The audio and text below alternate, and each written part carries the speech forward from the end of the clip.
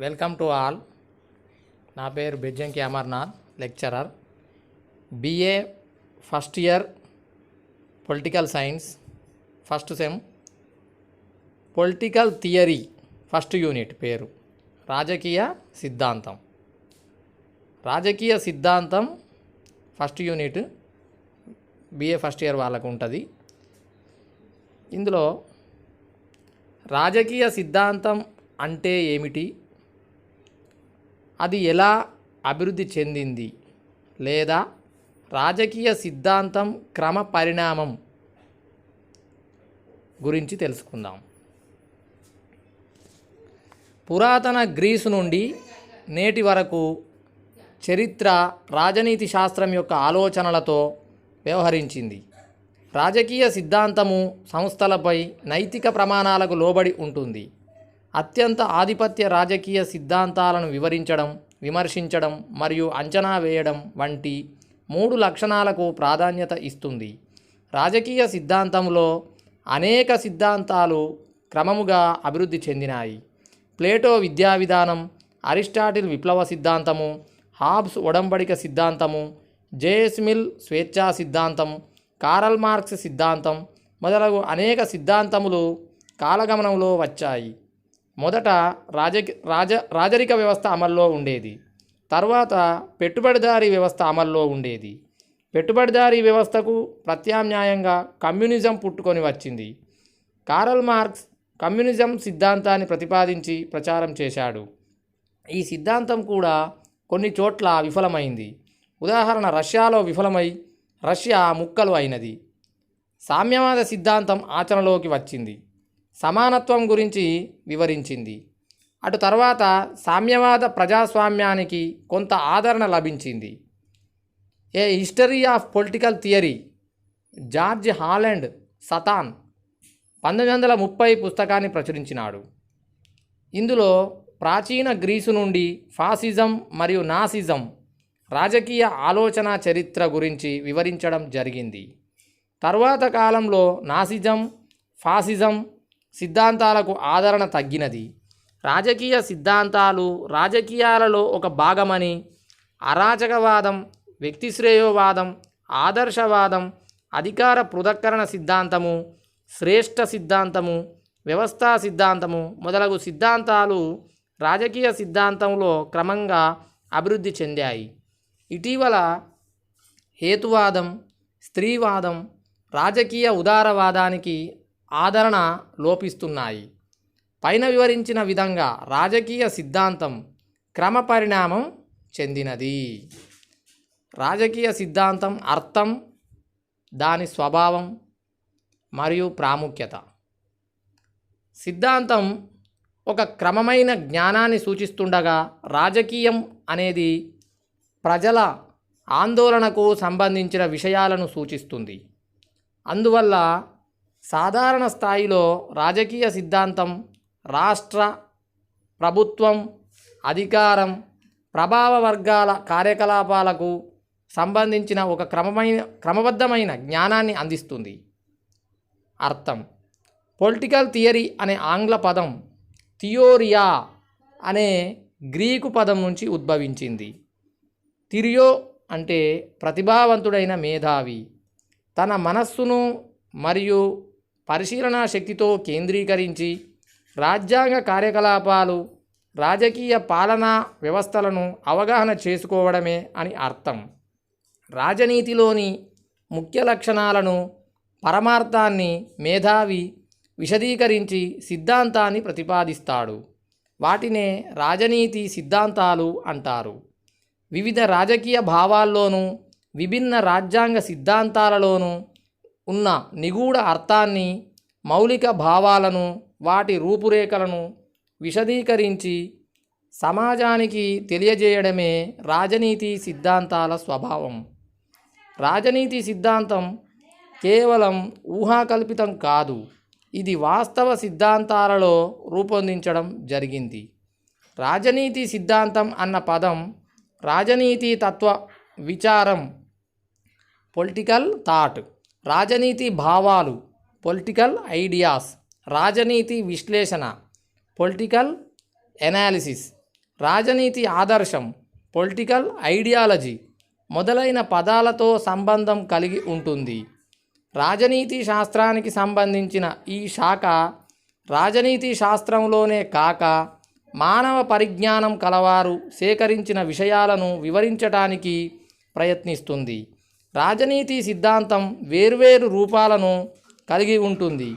దీని వలన ఒకవైపు పూర్తిగా మానసికమైన ఊహాజనితమైన రూపాలకు, మరోవైపు సంపూర్ణంగా కారణ సంబంధమైన ప్రయోగాత్మకమైన విభిన్న రూపాల ఆవిర్భావం జరుగుతుంది. నిర్వచనములు, డెఫినేషన్స్. నెంబర్ 1, సిడబ్ల్యూ కోకర్ అభిప్రాయంలో రాజకీయ ప్రభుత్వాన్ని, దాని కార్యక్రమాలను రాజకీయ సిద్ధాంతం వివరిస్తుంది. నెంబర్ 2, జెర్సినో అభిప్రాయంలో రాజకీయ సిద్ధాంతం అనేది మేధో సాంప్రదాయాన్ని వివరించడంలో అత్యంత సరి అయిన పదం. ఇది తక్షణ ఆలోచన రంగాన్ని అధిగమించి మరియు మనిషి యొక్క సామాజిక ఉనికిని ధృవీకరిస్తుంది. పై నిర్వచనాలు పరిశీలించినట్లయితే సిద్ధాంతం దాని సూత్రప్రాయమైన ఊహాపరమైన లేదా ప్రయోగాత్మక స్వభావానికి సంబంధం కలిగి ఉంటుంది. ఈ పదం ఏదైనా ఒక విషయాన్ని అవగాహన చేసుకునే ఉద్దేశంతో రాజకీయ సిద్ధాంతానికి కారణ సంబంధం కలిగి ఉంటుంది. ఈ అవగాహన మతపరమైన, తత్వశాస్త్ర సంబంధమైన, తార్కిక చింతన స్వభావాన్ని కలిగి ఉంటుంది. ఈ సిద్ధాంతంలో తాత్వికుని యొక్క మొత్తం భావాలు ఉంటాయి. రాజనీతి సిద్ధాంతం యొక్క స్వభావము.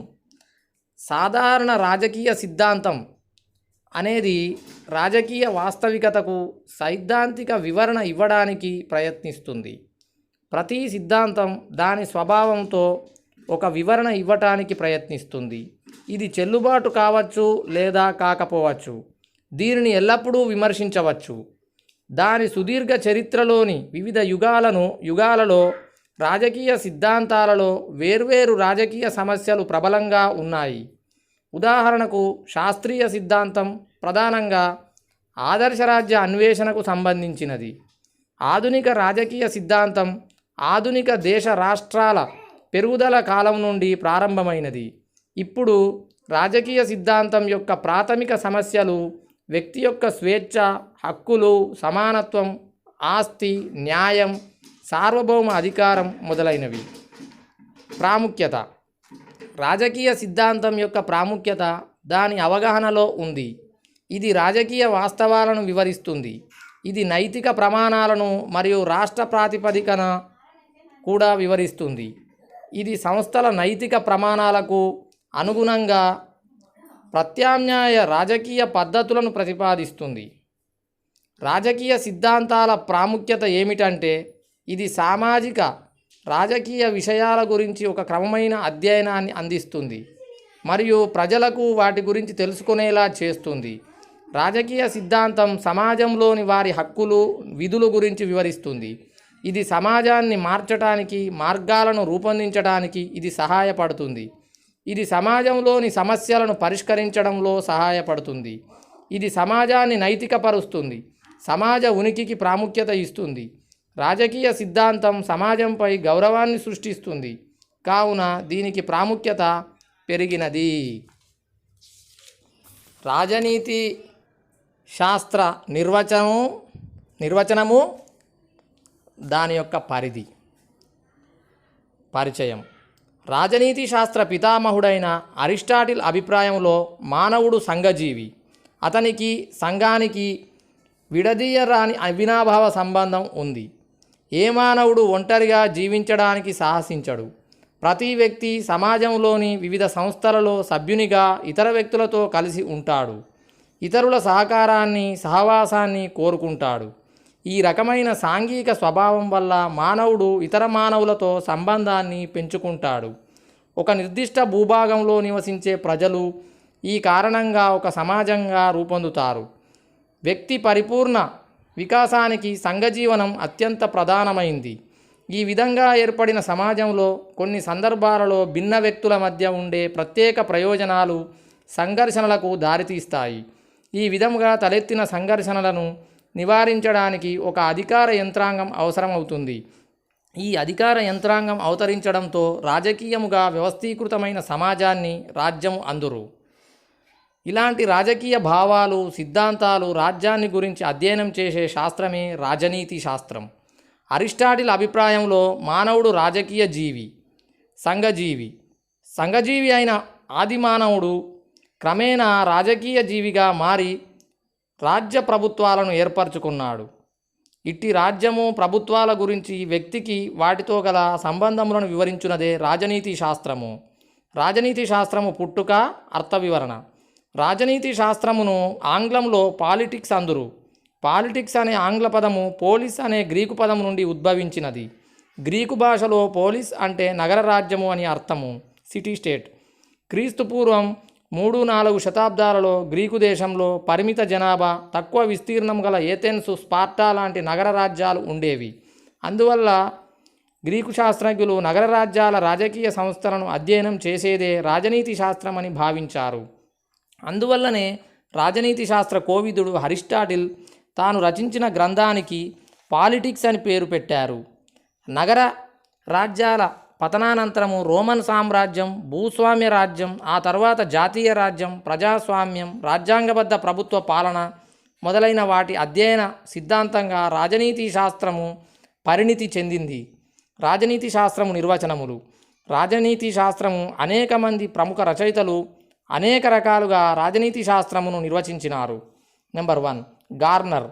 రాజనీతి శాస్త్రము రాజ్య అధ్యయనంతో మొదలై రాజ్య అధ్యయనంతో అంతమవుతుంది. నెంబర్ 2 గెటిల్. రాజ్యము ఇదివరకే ఎలా ఉన్నది అనే చారిత్రక విచారణ, రాజ్యము ప్రస్తుతం ఎలా ఉన్నది అనే విశ్లేషణాత్మక అధ్యయనము, భవిష్యత్తులో రాజ్యం ఎలా ఉండవలననే రాజకీయ నైతిక చర్చయే రాజనీతి శాస్త్రము. Number 3 Seeley. ప్రభుత్వమును గురించి కూలంకుషముగా పరిశోధనాబద్ధమైన చర్చను గావించున్నదయే రాజనీతి శాస్త్రము.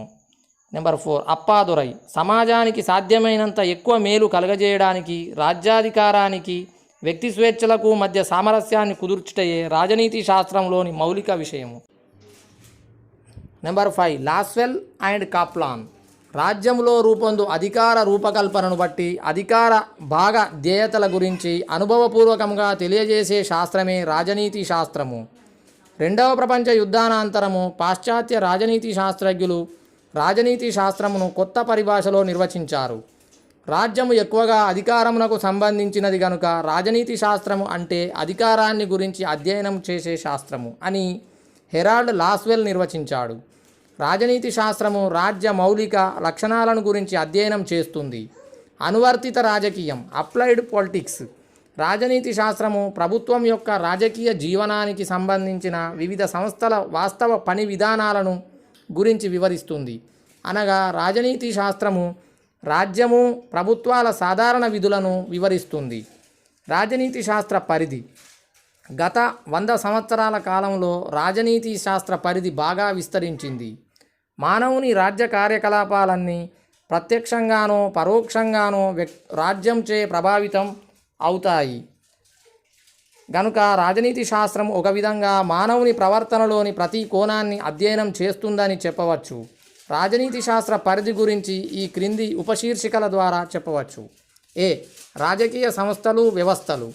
రాజనీతి శాస్త్రం రాజ్యము, ప్రభుత్వాలను గురించి వివరిస్తుంది. రాజ్యం యొక్క స్వభావము, పుట్టుక, లక్ష్యము, విధులను అది పరిశీలిస్తుంది.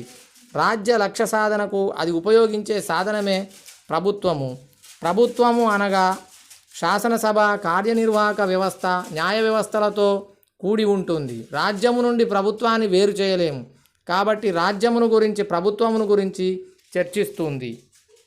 బి. రాజకీయ భావనలు. గతంలో రాజకీయ సంస్థలు పనిచేసిన తీరును చరిత్ర ద్వారా తెలుసుకొని ప్రస్తుతం రాజకీయ సంస్థలు పనిచేసే తీరుతో వాటిని పోల్చి భవిష్యత్తులో ఆదర్శమైన రాజకీయ సంస్థలను ఎలా రూపొందించుకోవాలో రాజనీతి శాస్త్రము చర్చిస్తుంది. సార్వభౌమత్వము, న్యాయము, సమానత్వము, హక్కులు, ధర్మము మొదలైన వివిధ రాజకీయ భావనలను గురించి వివరిస్తుంది. Number C. హక్కులు, విధుల వివరణ. సమాజంలో సభ్యునిగా తన వ్యక్తిత్వ వికాసానికి కొన్ని హక్కులను అనుభవించడమే గాక సమాజం పట్ల కొన్ని విధులను కూడా ప్రతి వ్యక్తి నిర్వహిస్తూ ఉంటాడు. రాజనీతి శాస్త్రము వ్యక్తి హక్కులను, విధులను సమంగా చర్చిస్తుంది. డి. రాజకీయ భావజాతులు ప్రపంచవ్యాప్తంగా ఉండే రాజనీతి సిద్ధాంతాలను చర్చిస్తుంది. కమ్యూనిజం, వ్యక్తివాదం, సోషలిజం, గాంధీవాదం లాంటి వివిధ రాజకీయ భావజాతుల అధ్యయనం కూడా రాజనీతి శాస్త్ర పరిధిలోకి వస్తుంది. ఈ అంతర్జాతీయ సంబంధాలు రాజనీతి శాస్త్రము కేవలం జాతీయ సంస్థలను గురించి మాత్రమే గాక నానాజాతి సమితి, ఐక్యరాజ్య సమితి లాంటి అంతర్జాతీయ సంస్థలను గురించి కూడా అధ్యయనం చేస్తుంది. నేటి మానవుడు ప్రపంచ పౌరుడు కాబట్టి రాజనీతి శాస్త్రము అంతర్జాతీయ సంస్థలు, వాటి ఆదర్శాలు, నిర్వహణ మొదలగు విషయాలను చర్చిస్తుంది. ఎఫ్. రాజకీయ గతి విధానాలు రాజకీయ జీవితంలో గల గతిశీల లక్షణాలను కూడా రాజనీతి శాస్త్రము అధ్యయనం చేస్తుంది. ఇటీవల కాలంలో రాజకీయాల పరిణామం, ఓటర్ల ప్రవర్తన, రాజకీయ సంస్థల పని విధానాన్ని ప్రభావితం చేసే వివిధ శక్తులను గురించిన అధ్యయనం కూడా రాజనీతి శాస్త్ర పరిధిలోకి వస్తుంది. ప్రభుత్వ నిర్వహణపై రాజ్యాంగ ప్రభావాన్ని గురించి, అదేవిధంగా రాజ్యాంగంపై ప్రభుత్వ నిర్వహణ ప్రభావాన్ని గురించి అధ్యయనం చేస్తుంది. చట్టాలను ఎలా రూపొందిస్తారు, ఏ విధంగా వ్యాఖ్యానించి అమలు చేస్తారు అనే అంశాల గురించి వ్యవహరిస్తుంది. Number G. వ్యక్తి స్వేచ్ఛ, రాజ్యాధికారముల మధ్య సమన్వయము. వ్యక్తి స్వేచ్ఛ, రాజ్యాధికారుల మధ్య సమన్వయాన్ని సాధించుట రాజనీతి శాస్త్రంలో అతి ప్రధాన సమస్య. వ్యక్తి వికాసానికి హక్కులు ఎంతైనా అవసరము. అలాగే సంఘంలో శాంతిని నెలకొల్పుటకు వ్యక్తి స్వేచ్ఛను పరిమితం చేయడం కూడా అవసరమే. రాజ్య శాసనాలు వ్యక్తులను న్యాయబద్ధులుగా, నియమబద్ధులుగా చేస్తాయి. వ్యక్తి స్వేచ్ఛను బలిపెట్టకుండా రాజ్య శ్రేయస్సు ఏ విధంగా ప్రతిపాదించుకోవాలో రాజనీతి శాస్త్రము చర్చిస్తుంది. హెచ్. రాజ్యము, అధికారము. బెర్ట్రాండ్ రస్సెల్, మాక్స్ వెబర్ మొదలైన వారు రాజనీతిలో అధికారము ముఖ్యాంశంగా భావించినారు. అధికారము, దాని మూలము, స్వభావము, పరిధి మొదలగు వాటి అధ్యయనమే రాజనీతి అని, రాజ్యాధికార సంపాదనను నిలబెట్టుకోవటానికి చేసే పోరాటమే రాజనీతిలో ప్రధానమని వీరు భావించారు. సమిష్టి ప్రయోజనాల సాధనకు వీలుగా అధికారం కొరకు పోరాడే వర్గాల మధ్య సమన్వయాన్ని సాధించి ఒక విధానాన్ని రూపొందించడమే రాజకీయాల లక్ష్యము. వీటిని సమన్వయపరుస్తూ అప్పాదొరై ప్రభుత్వాన్ని గురించి, రాజకీయ కార్యాచరణ ప్రగతిని గురించి ఒక క్రమబద్ధమైన అధ్యయనం చేశాడు. ఈ రెండింటి మధ్య ఎలాంటి సంబంధాలు ఉన్నాయో, భవిష్యత్తులో ఎలా ఉండవలెనో అనే దృష్టితో రాజనీతి శాస్త్రం కృషి చేస్తుందని ఆయన అభిప్రాయపడ్డారు. 20వ శతాబ్దంలో రాజనీతి శాస్త్రం కొత్త పోకడలను సూచించింది. స్త్రీ విమోచన ఉద్యమం, మానవ హక్కుల ఉద్యమం, రాజకీయ వాస్తవాలను ఆధునికానంతర పోస్ట్ మోడర్న్ పద్ధతిలో విశ్లేషించడం, ఉగ్రవాదం, సమాంతర ఉగ్రవాదం గురించి వివరించడం, క్రొత్తదైన మరియు పెరుగుతున్న ప్రభుత్వేతర సంస్థల పాత్ర మరియు అలాంటి ఇతర క్రొత్త పోకడలు రాజనీతి శాస్త్ర పరిధిని విస్తరింపజేశాయి. పై అంశాలే కాకుండా ప్రభుత్వ పరిపాలనా విధానం కూడా రాజనీతి అధ్యయన అంశాలలో చేరి ఉంటుంది.